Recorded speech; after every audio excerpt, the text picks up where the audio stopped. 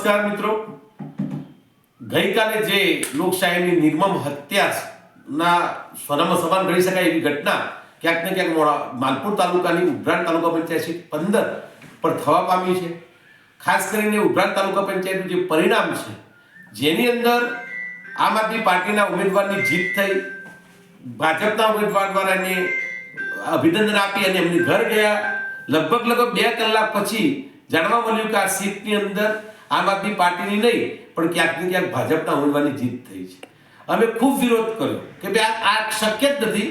જેને હાર સ્વીકારી છે વન પેપર અને બીજેપીના ઉમેદવારના કેન્ડિડેટના જે એજન્ટ હતા એમના દ્વારા એમના સસ્તા અક્ષરે લખેલો લેટર પણ મારી પાસે છે. મેં આ બાબતે આરઓસીને રજૂઆત કરી, મામલતદારશ્રીને રજૂઆત કરી, માન્ય કલેક્ટરશ્રીને રજૂઆત કરી અને એમને આશ્વાસ કર્યા કે તમને અમે ન્યાય આપવાની કોશિશ કરીશું. અમે માત્ર લોકશાહીના અધિકાર સ્વરૂપ, સંવિધાનિક અધિકાર સ્વરૂપ, એક રાષ્ટ્રીય પાર્ટીના નાતે અને એક સામાન્ય જનના નાતે અમે જે તે સક્ષમ અધિકારીશ્રી પાસે એક જ દલીલ કરતા રહ્યા કે એનું રિકાઉન્ટિંગ આપો. જો રંબોડા તાલુકા પંચાયતનું પરિણામનું રિકાઉન્ટિંગ થતું હોય તો શા માટે ઉભરાણ તાલુકા પંચાયતનું રિકાઉન્ટિંગ ન થયું?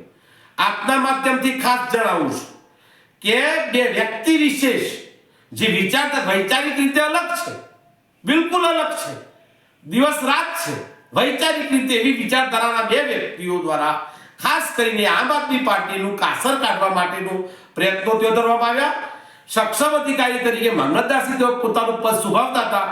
જ્યાં સુધી અમે ધરણા કર્યા 2.5 કલાક સુધી પોતાના આસન પરથી તે અદ્રશ્ય થઈ ગયા. અમે દલીલો કરતા રહ્યા, બૂમો પાડતા રહ્યા, પાણી માંગતા રહ્યા, ન્યાય માંગતા રહ્યા, પણ ત્યાં કોઈ જગ્યાએ અમને જે તે આરો અથવા તો મામલતદારશ્રી મળતા નથી.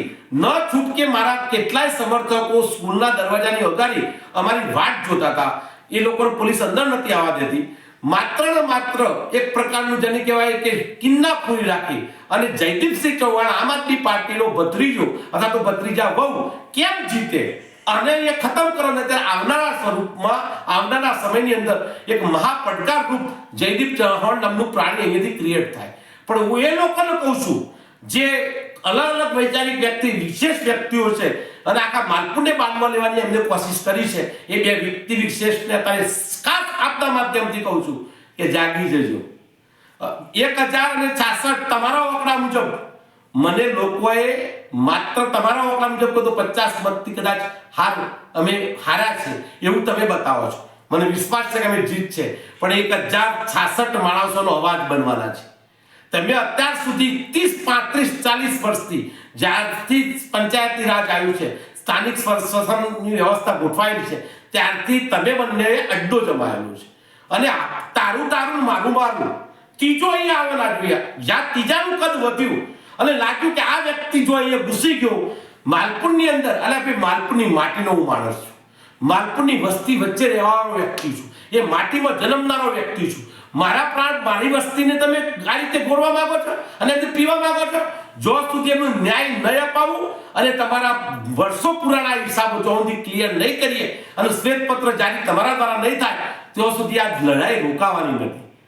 સાથે સાથે સમગ્ર જિલ્લાવાસીઓનો પણ ખૂબ ખૂબ આભાર કે આ વખત એમનો મૂડ બતાવી દીધો છે.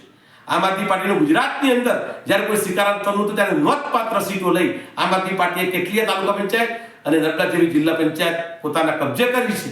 ત્યારે આપના માધ્યમથી હું લોકોને કહું છું, ખાસ કરીને અરવલ્લી માલપુરની જનતાને કહું છું કે તમારા માટે લડતા હતા, લડીશું અને કદાચ મોતને પણ વાલું કરવાનું હશે તો કરું છું. ધન્યવાદ. ભારત માતા કી જય. જય જય ગરવી.